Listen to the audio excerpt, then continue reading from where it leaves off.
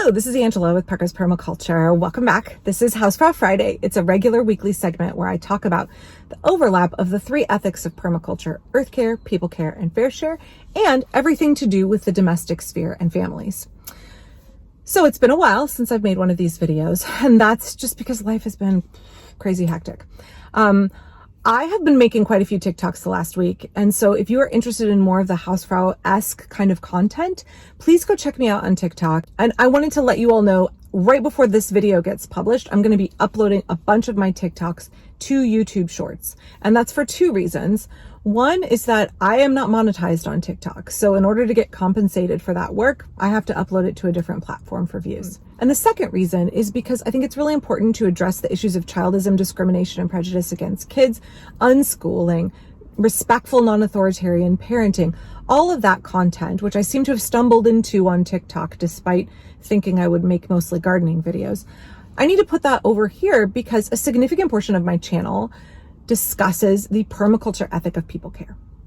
And again, earth care, people care, fair share. People care is an underutilized and underappreciated ethic in a lot of permaculture circles. People tend to hyperfixate on earth care and leave out the people care aspects of it, especially folks who are kind of like more perma-bro prepper types. People care not only includes our neighbors and ourselves and, you know, the people we share a city with and all of humanity. It includes children. Children are a significant component of any community and of most households. Whether or not you are a parent, understanding the rights and needs of children, the way children are a marginalized class in America, and how we can care for them are all part of people care. And so those videos will be coming to YouTube right before this publishes.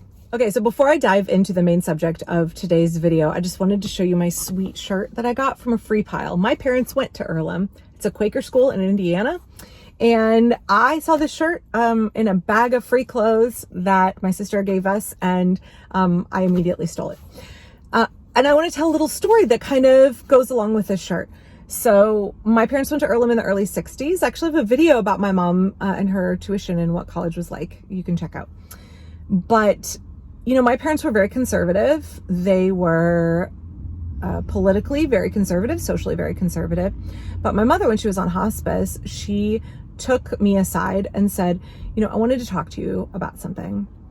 Do you think, I'll keep my kids' privacy private, X child might be queer? And again, like, my parents were very, very socially conservative. And I said, well, you know what? I think that you should have a conversation with them about it. But why do you want to know? And my mom said, well, because I just want them to know that whoever they choose, that I want them to be happy, and that if you are with somebody that you love, that's all that matters. And I want them to know that even though I won't be around for whoever they end up with, that I, you know, wish I could be there for them, and that I love and support them and support whoever they want to be with. Which just was such a, you know, my mom's family is really conservative. My Aunt Betty's awesome. Hi, Aunt Betty, if you're watching this. But, you know, I basically have been cut off by one of my other aunts for my beliefs and my family's beliefs in supporting my children and being authentically who they are. And it is one of the most precious memories that I have of my mother, that she made that a priority in the last days of her life to make sure that she let me know, and then also went on to have a private conversation with my kid to let them know that she supported them in loving whoever they wanted to love. So, okay, so to get into the topic of today's video, I think it's multifaceted a little bit, but if you could hang in there with me along on this journey. So if we're talking about permaculture and people care, and we're talking about the ways that we respect and meet the needs of everybody in our household, that can be such a challenge when we are talking about children. And I know for me, I was raised with very strict, unempathetic, German-style parenting that really lacked compassion, right? If I had a nickel for every time I had very normal childlike behavior and was told you're cruising for a bruising, right? My parents never said they loved me. My dad never said it. My mom said it once when she was on hospice. Like, not even on my wedding day did my parents tell me they loved me. They were not affectionate. They didn't hug me. My mother was very affectionate with my children, but I think my parents did the best that they could with the skills that they had. And I don't hold a grudge against them. Again, they did the best with what they had, but it really had an impact on me. So people who might have known me from high school or college, like I was pretty cold, analytical, unempathetic, because I had not yet worked through all of that. And that was so normalized for me. I was not allowed to have feelings. If I had feelings, I was made to feel shame about them, right? Especially if I like shared those feelings with other people or had any kind of dysregulation or outburst due to being exhausted, emotionally overwhelmed, etc., etc. So very normal childlike behavior was considered shameful and an inconvenience to every adult around me. So instead of learning skills to work through those feelings and release them and learn how to not put those feelings on other people, I just learned to stuff them all, right? And I learned to have a very low threshold of dealing with other people's dysregulated behavior, especially kids. So when I became a parent at 23, I had to do a crap ton of work to unlearn everything from my childhood. And I credit my kids with helping me involuntarily. They did not know they were signing up for this when they joined our family, but helping me learn how to treat kids as fully human, and also at the same time unlearn everything I learned from my childhood, learn new ways of doing things that have always felt very strange and unnatural to me.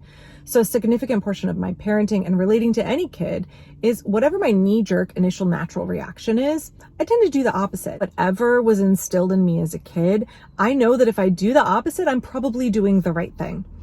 And that has worked very well for me. And now that I'm 45, not all of those behaviors of using non-authoritarian parenting, trying to be compassionate, empathetic, learning how to listen, learning to hear my kids' needs, learning to respect my children's needs and desires and interests, and treat them as if we are both equal, because we are both equally human and we are both, members who are sharing the same household and living together and experiencing life together.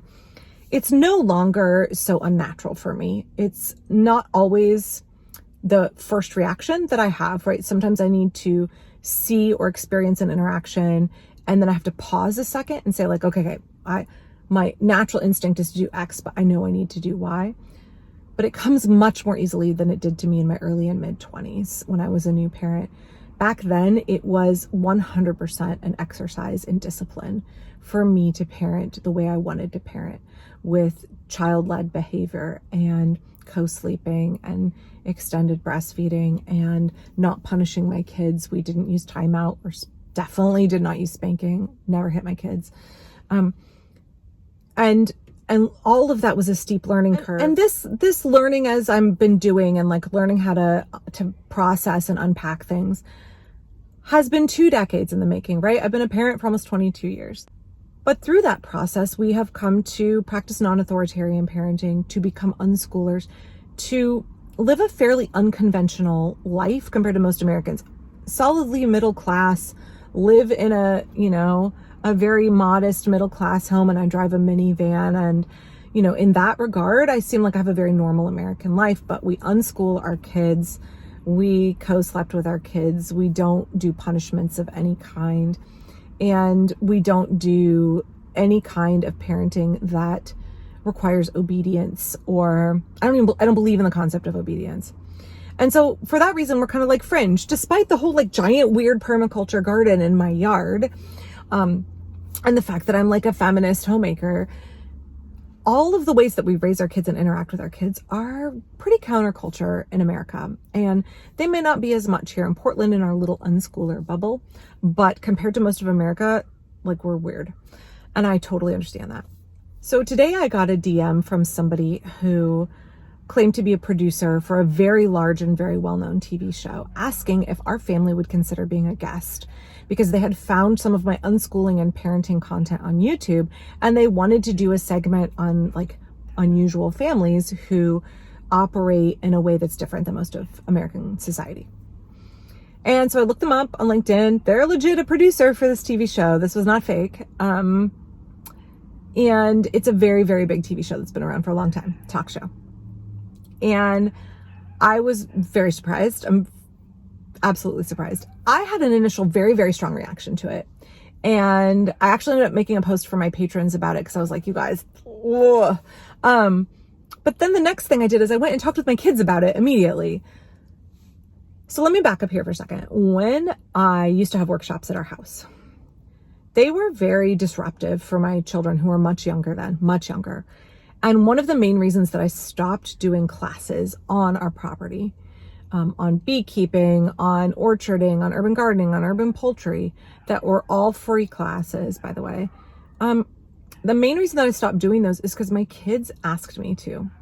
They found it very disruptive to set up and produce a workshop in my yard and then have 25 people like in their home and in their yard on an entire Saturday. And I heard that and I respected that because I share this household with 5 other people, and my views and my interests and my wants are not the only thing that matters. So understanding that that's my thinking about anything that impacts our home and our family, I don't make a decision unilaterally. I make a decision in concert with my husband and my children. And their opinions actually matter a lot because it's their life. We are sharing our lives together in this house. We're experiencing life together. And I don't get to make impactful decisions without them. My initial reaction to that text was absolutely not. No. But of course I wanted to run it by my kids. I asked my 2 adult kids, what do you think about this? And kind of both of them together immediately were like, absolutely not. They will cut that video in a way, whatever they film about us, they will cut in a way that conforms to their narrative and tells the story that they want to tell. We will have no control over how our family is portrayed to America. And this is a show that would get like millions of views. And I totally agree. That was my initial reaction. I am not exposing my children to that. My initial thought was, think about all of the really crappy DMs and intrusive kind of comments and judgment I get on my very small YouTube channel. If my content were shown to millions of people and it brought all of that traffic to my YouTube of people who like watch talk shows, so people who are not searching out permaculture or unschooling content normally, and therefore I think would not engage in it with good faith and would be there to snark or maybe not have good intentions, I would not want to bring that down on myself. I could not handle it. My poor little psyche could not handle it, but my kids do not deserve that. As you know, my son George has, when he was really little, he didn't mind appearing like in the background in some of my videos. He does not want to be on camera. Any picture I post of him, I get his express permission to post it. Same for Hal, my 15-year-old. If they don't want to appear, they don't appear. I could not imagine putting George and Hal on national television. And then one of my kids asked, what if they paid us enough that it would like pay for our college tuition? Would we do it then? Like, what would it take for us as a family to compromise who we are to get money that could change our lives? I have no idea how much they pay talk show guests. I'm guessing not enough to cover college tuition for children. But it really got me thinking, like, everybody has a price, right?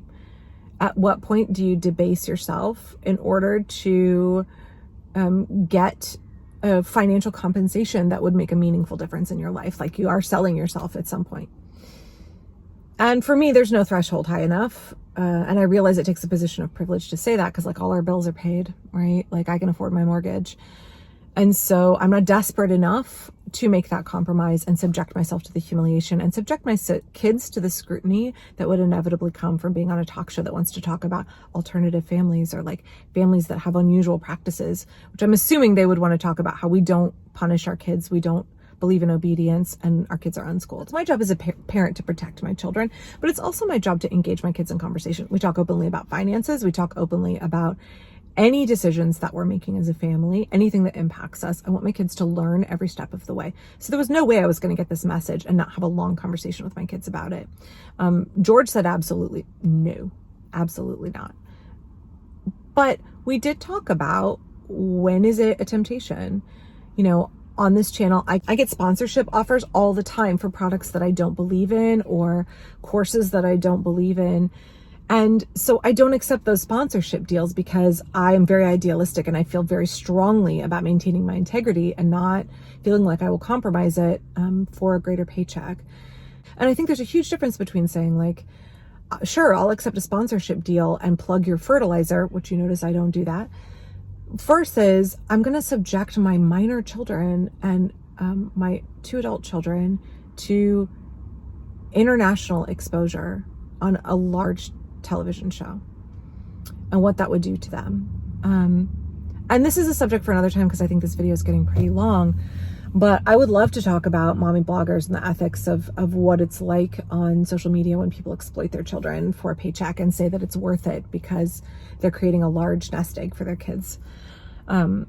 Which I obviously am not doing on this channel. In regards to Hausfrau Friday, I think when we are making decisions that impact our whole family, even though our kids are minors and even though they need guidance and support and protection, their involvement in the process, their involvement in the conversation, and considering their needs above all, I think, or even if you don't want to consider them above all, consider their needs on an equal playing field with your needs and your partner's needs, is such a crucial part of living out people care and having that kind of regenerative household that helps equip kids for the next generation to live out their lives with integrity and be able to make really good, clear decision making for themselves and be inclusive and collaborative in their decision making processes in the future. So I hope you enjoyed this rambly video. I will have more Hausfrau content coming out every Friday. And thanks for being patient, and check out some of the TikToks that I'm going to be putting up here on YouTube Shorts. I hope that they are helpful for you. And I hope that if you do TikTok, if you could go over there and like me on that platform and suggest content that I should cover, because I don't really know how that content works, but I'm trying to figure it out. It's not a platform that is super intuitive for me. Thank you for watching today. Please don't forget to click like and subscribe, and I'll be back really soon. Thanks.